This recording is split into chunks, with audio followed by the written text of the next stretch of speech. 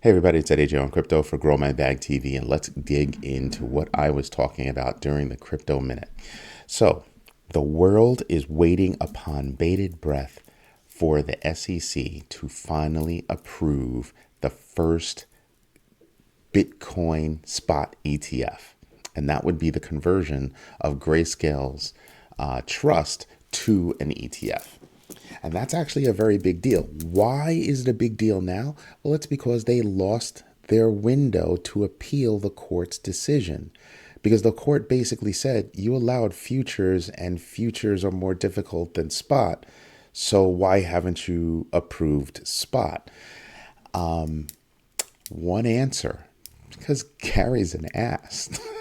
He's just being a big baby. He knows he's going to have to approve a Bitcoin spot ETF, which means he's going to have to at some point approve all of them.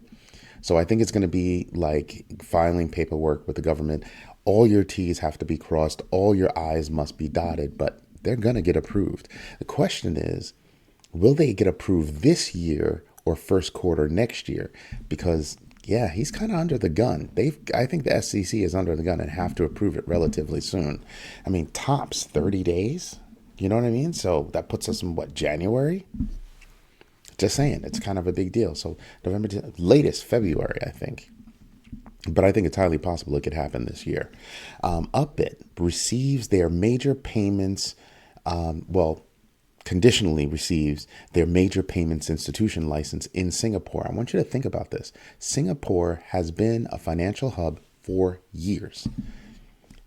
Now they're securing the bag for being a crypto hub. Standard and Charter bought a company out there, or Standard Charter bought a company out there, so they're already in the mix. Ripple's in the mix with a license. Coinbase is in the mix with a license. I'm telling you, Singapore is really stepping up to the plate. And I don't know, the United States should be paying attention to this. Instead of trying to stop the wave, how about you try to guide the wave? Work with the wave. Sometimes waves can kill you. Other times waves can just be a lot of fun. We should work with the wave. Take a pragmatic approach, guys. Now, AI has been in business, well, not in business because it's not a company, but AI has been in use in business for eons. But now regulators are saying, like Gary Gensler, are saying, hey, look, listen, there are risks to AI being used in the financial markets. I'm starting to see tons of articles saying, we asked ChatGPT to predict the next blah, blah, blah in finance, in crypto, yada, yada. Remember, they're putting in financial models or asking AI to create a financial model and come back with an answer. Now, wouldn't it be crazy if you were doing that on your own? That there's got to be some rules and regulations. And it's not just for the retail investor, it's also for the institutional investors. There needs to be some kind of regulation, some kind of guardrail, something that says this is how AI, can be put to use. It's a great technology, or they are great technologies within that space. However, there need to be some guardrails. How are you going to check and balance? Because AI can lie, right? It can hallucinate, as they say. We should be paying attention. Coinbase, this is really a big deal. Coinbase has served a 30-day notice to the SEC. Why? Because they filed a petition, and a rulemaking petition, and the SEC has not responded yet. That's a problem. So they said, you have 30 days to respond, or we're taking you to court. I really want you to think about this. There's only a finite amount of money that the SEC has. Coinbase is making money, right? They make money. The SEC gets their money from the rest of the government, and it's finite. It's quite finite. And they're fighting a lot of fires. And I think some fires are stupid and wasteful of our time and money. And I think others are very sound and correct. That said, why are they dragging their feet? Just why? I think we need somebody at the SEC who's going to take a more pragmatic approach, yes, that's a word I use a lot, take that kind of approach and really look at everything, not just crypto, but everything. Are we taking the right steps? Are we doing the right things? Are we reacting to problems, or are we trying to, avoid problems? I find that, if you look at FTX, Celsius, Voyager, the rest of them, you sit there and you kind of go, I don't know. Maybe you missed the ball on that one, Gary. On all of them. You're in office. Maybe you missed the ball on all of them. Where were the audits? Where were the questions? Where was everything? That's right. You were friends with, Sam Bankman-Fried's family, or knew of them, or knew them, something like that. There's a little bit of news going on right there. But I sit back and I just kind of go, we need somebody who's going to act a little bit more diligently in the space, a little bit more thoughtfulness within the space. Right. I think there's a lot of good work going on at the SEC, but I think under the lack of leadership, given by Gary Gensler, that agency is not running as well as it could be. It's my humble opinion. Now, Coinbase doing that is a very big deal because they're calling them out on the carpet. They're just asking for a response. They're just asking for a response. I'm going to be paying attention to that one. Governor Newsom out in California signed a new bill regulating crypto. And they say it's going to be stringent. One of the things that they're going to have to do, and I don't think it's going to be stringent, actually. I think it's kind of common sense. 5 years after an activity, you must have the records. You must hold the records for rolling 5 years, right? So activity happened on this day, you got to hold it for 5 years. This day, 5 years. This day, 5 years. Rolling 5 years. Why is that hard? If you're a business, for your taxes, you're supposed to hold those records for 7 years. Shouldn't be amazing. Should not be amazing at all.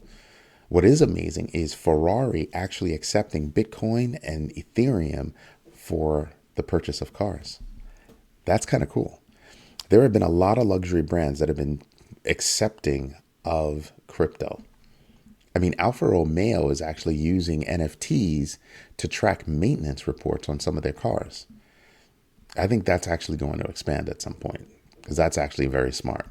Buy a car, here's your NFT, right? Here's all the maintenance records for that car, depending on how you maintain that car. Given that everything is going electric and you can only do but so much, garages are going to have to change, and that's if they're allowed to work on those cars. So we're talking about a 20-year impact. So it won't impact me, but it's probably going to impact my kids. Just saying. Something else that happened, MetaMask was actually omitted from the Apple App Store for a little while. Pretty sure it was just a technical glitch, probably something to do with an upgrade or something like that. But they have rectified the problem. But they were smart enough. The company was smart enough to say, hey, we know we're not in the App Store. We're working diligently to repair the problem, right? There was nothing malicious. Very quick, very smart. Very smart. Right? You know what we should do now? We should get into the numbers. That's what we should do. I'm going to bring back an oldie but a goodie. Hope you guys like it. All right, so let me refresh this page real quick. You probably haven't seen this in a while, right? This is me bringing up the old spreadsheet so that we can see what the top 25, bottom 25 are in the crypto space. So let's give this a quick refresh. If I remember where it is, there you go. And there's a quick refresh. So I know Bitcoin is up. I know Ethereum is up. I know a lot of coins are up, but the top 25 coins that are up, I don't know any of these, so I don't care. And you keep coming down, down, down. Let's see. Render, we know 79% off its high, but it's up 6%. Bitcoin Cash is up 5%. Earlier was up 6%, even higher than 6%. So we should be paying attention to that. And that they're 94% off their high, right? So it's something to be paying attention to. When I look at this, these are the things I'm paying attention to. I don't pay attention to anything that's lower than 5%. Why? Because anything can move 5%. All right. So those are the things that I'm starting to pay attention to in a major fashion. Our fear and greed index is at 47. Still in neutral, but still a little bit lower. Last week we hit as high as 50. We'll see what happens this week. I think we're going to go a little bit higher. Why? Because not everybody knows about that Grayscale news. That's why. This is why you have Bitcoin edging toward 28, right? DeFi Llama, we're still at 47.79, 47.79 billion dollars in total value locked. I think we'll go up, but it'll take time. There you go. This is what we're looking for. We touched as high as 28. We're looking to get above 28. That's really what we're looking for. And we're looking to sustain above that point. I'm happy that we're touching it. I'm happy that we're there, but we're not quite at that moment. We were as high as, I think last time I saw it was 28,910 for Bitcoin. If you look at the big board, you can see that, everything is kind of green. Now, last week we were as low as 20, and we were in the 26,000s for Bitcoin. I'm suspecting that we're going to see things go up. Let's go over to the number list because I want to show you something. I want you to pay attention to this. Bitcoin was up 3% in the past 24 hours. And you keep scrolling down, and you get to Bitcoin Cash up almost 5%. They were at over 6% earlier. Then you look at, and because, time moves on, right? And then where was it? Solana was up over 3% earlier. They were up over 4.5%, almost 5%. So I want you to pay attention to this. And the reason why is because Bitcoin does not necessarily set the pace. Some of these altcoins are moving faster than Bitcoin. So the news happened to Bitcoin, but these other coins moved up faster or moved up more. And that's what I want to call to your attention. Look at Bitcoin Cash, look at Solana, look at Avalanche, look at all of these coins that are making moves that nobody's paying attention to. Nobody's paying attention to them, right? I mean, so if I look at Bitcoin Cash, it's up 133% this year, almost 134%, right? You have other coins that are still negative year to date. Freaking Solana is up 128%. Stop sleeping on some of these coins. Stop sleeping on them. Just telling you. Look at this. 30-day percentage, 18% up for Solana. 18% up in the past 30 days. You're not going to make that in the bank. You're not going to make that in a mutual fund. Pay attention to what you're doing. Pay attention to how you're investing your money and where you're investing your money. Don't be afraid to do your own research. The more research you do, the more in tune you become with what's going on out there. Anyway, this is Eddie J on Crypto. If you like what I'm doing, drop me a note. Love to hear from you. If you don't like what I'm doing, drop me a note and tell me how I can improve. I love that too. Anyway, this is Eddie J on Crypto for Grow My Bag TV. Hope you have a good one. Bye-bye.